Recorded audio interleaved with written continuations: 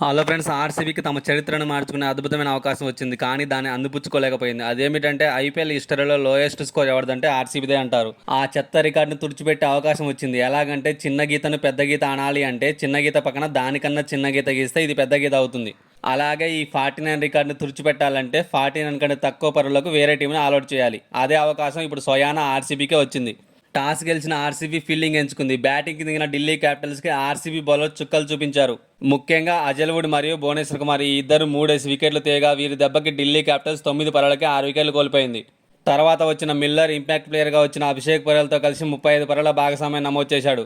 43 పరుగుల వద్ద 7వ వికెట్గా మిల్లర్ వెనుదిరిగాడు. అప్పటికీ ఆర్సీబీకి కొంచెం ఛాన్స్ ఉన్న అభిషేక్ పరేల్, కైల్ జేమిసన్ మరియు ఇతర బౌలర్లతో కలిసి స్కోర్ బోర్డును 75 పరుగులకు తీసుకెళ్లాడు.